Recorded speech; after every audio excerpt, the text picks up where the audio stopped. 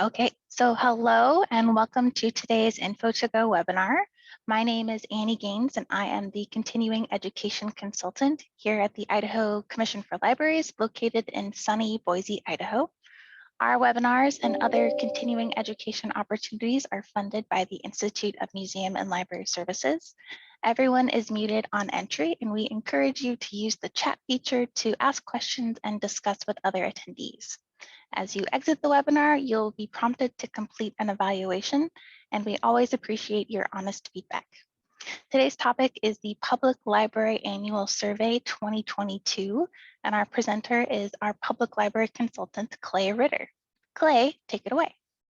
Hi, everybody. I am going to pop up my PowerPoint here, and we will get started. This is going to be fairly short and sweet for most of you.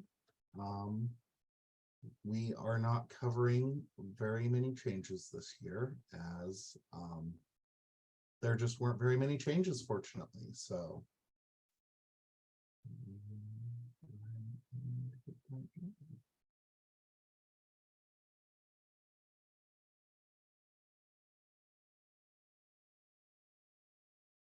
hopefully it's sharing properly. There we go. Alrighty, so the 2022 Annual Public Library Survey. My name is Clay Ritter. I am the State Data Coordinator and Public Library Consultant, which means if you have questions about any of this, you can feel free to reach out to me. I will help you to the best of my ability when it comes to these things. When it comes to your own library's numbers, we trust you to have those numbers. If it is telling you that there is a big difference between your numbers from last year, it is going to give you an error. If there's a reason for that that you know of, please put that in a federal note and then go ahead and move on from there. If for some reason it is not letting you submit, that is a different kind of error, and that is definitely something we can work on. Sometimes it involves the programming on the back end of the survey, and that takes a little bit of time to work out. So your important survey timeline, January 1st, the survey is due. After that, you don't have to worry about it as long as you have your survey in to us. If you don't have it into us by the 1st of January, that's when I start sending you emails, giving you calls. I stick around, I never go away. I would Clay, love, yes. We are still seeing the first slide of your PowerPoint. Weird. And it's still like in the app itself. Okay. Let me try that. Is that better? Now we're seeing the presenter view with the like two different screens. Okay, and that one. Yes, perfect. Okay. Better? Okay, awesome. Sorry about that. I've got too many monitors going on at the moment and had the wrong one sharing. So survey timeline. The survey is due on the 1st of January. That's the one you need to worry about. So let's get right into changes. FY 2022 changes. There are 2 of them. The first one is a brand new question. You will answer yes or no to this question. As of the end of the reporting period, does the library charge overdue fines to any users when they fail to return physical print materials by the due date? This is only for late fines. This has nothing to do with replacement costs or any processing fees that may be involved from those replacement costs. This only has to do with late fines. And so if you're charging replacement costs on things that don't come back, that does not affect this whatsoever. It's only if you charge late fines on those items, whether on a daily, weekly, however basis that you do. And it's just a yes or no question. That's it. Pretty straightforward and simple. The second of the 2 changes the way that asynchronous program presentations were tracked. Previously, it was for 7 days. You were supposed to count those views and then enter them in for each program. Now it is 30 days. So that allows a longer period of those. These we're talking about your YouTube videos, your any Facebook presentations you may do as far as like story time or a music and movement, something of those natures. That's what they're looking at when they're talking about these asynchronous program presentations. Those are the changes. Now, a few of the things I wanted to talk about for this upcoming year are changes that you may be wanting to know now. That way you can track them in the future. So the big change that you will need to know for this upcoming year is that there are only deletions being proposed as of this moment. So if you're worried about a lot of things adding or having to change the way that you're tracking things, you don't need to worry about that. The only things that are being proposed at the moment are deletion of certain questions, such as the COVID questions, or things that are starting to become untenable to really track, like the website visits. Just because a lot of those website visit trackings, it's very hard to eliminate the bots, the spiders, any of those data crawlers that come across. For those, the COVID questions are starting to sunset and cleaning up some of the definitions for things to hopefully make things a little easier to track. So you won't have to change things like we did a couple of years ago for the programs or anything like that majorly in the next survey year. The only one that may change is they are thinking about clarifying the way that you track the number of registered users that you're logging as registered users active in the last year.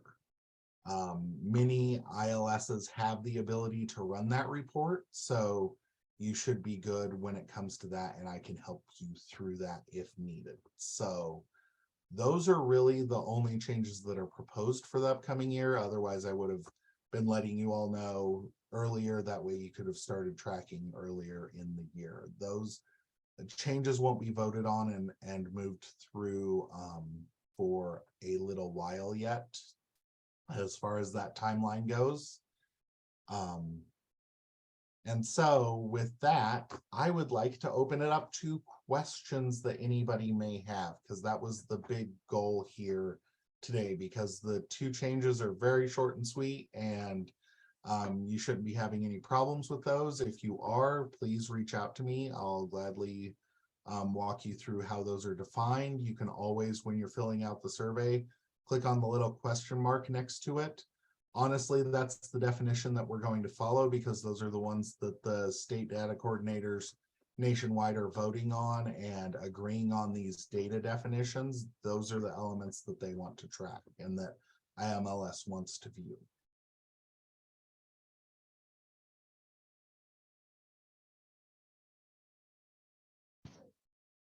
The overdue fines question does include interlibrary loan overdue fines, Shasta. Yes.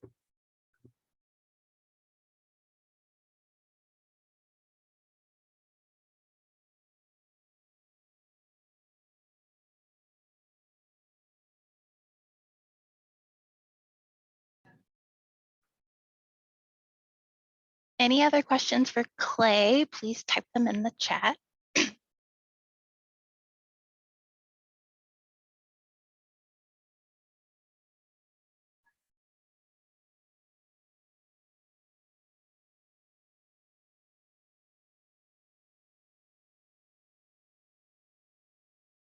There is not a place to see the definitions for the survey other than inside the survey, Maria. No, there is not, unfortunately. If you need something specific though, I can gladly pull things down individually for you. I'd happily do that. Everything gets compiled and re-reviewed every year, and then that's where everything's housed, is in that survey element itself.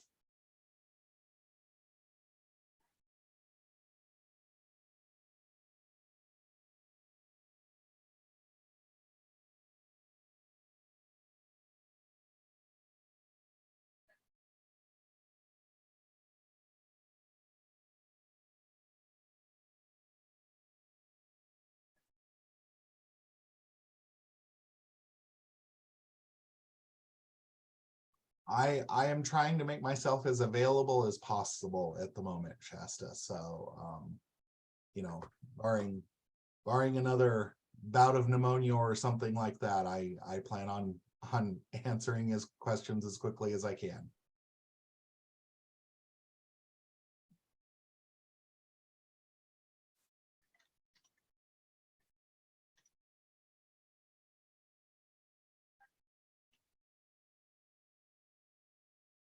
Okay. Delisa's question, what do I need to have ready to be able to fill out the survey? This is my first time. Well, you need your financial reports from the previous fiscal year, many of your different ILS reports, Delise, you know, things like patron counts, door counts, program counts. There's quite a bit of it actually. The best place I would suggest actually looking for kind of a brief rundown on what you may need is to go to the Public Library Statistics webpage on the libraries.idaho.gov website, the ICFL website. There is an Excel sheet that you can download under that. That is the statistical breakdown. Each column represents a question. So you can kind of get an idea of what you may need from there. You can also feel free to send me an email. I do have a breakdown. Yes. Annie just put that link out, Alice, for the web page there. It should be the I will give you it's the FY 2021 compiled statistical report. If you pull that up, that is an Excel sheet that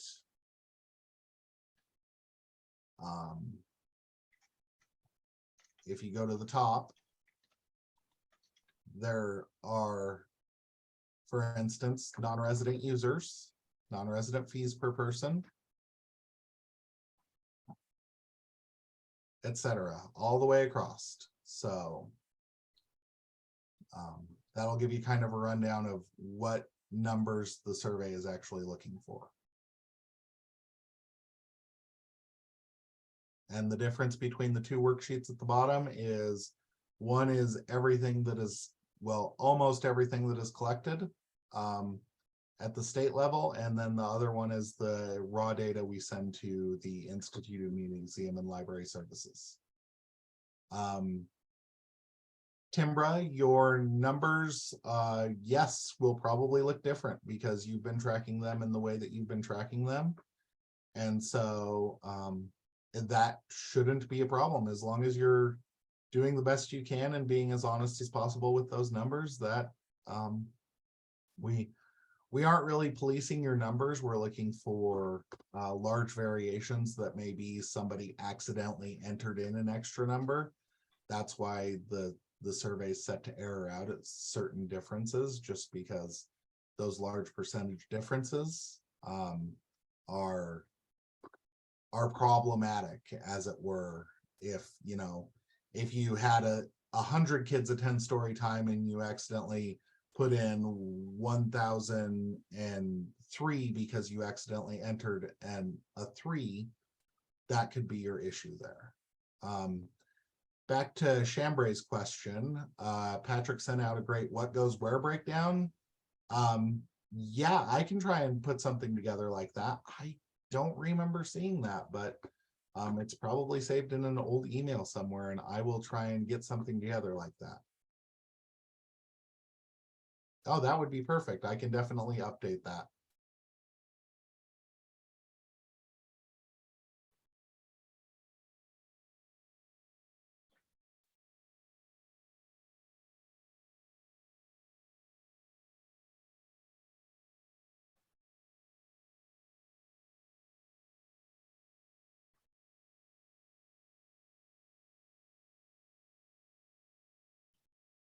Any other statistics questions for Clay?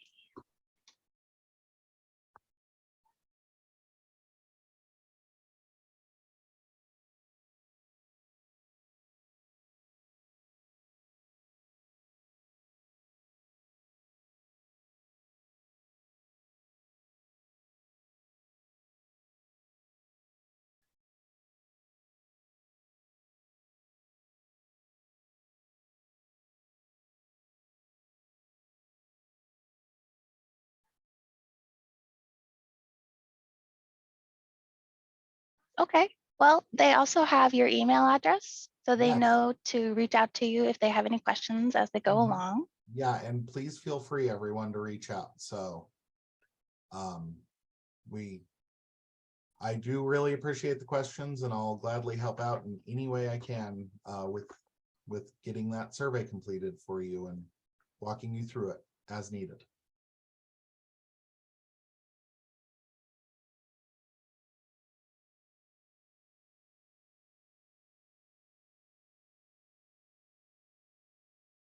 Great.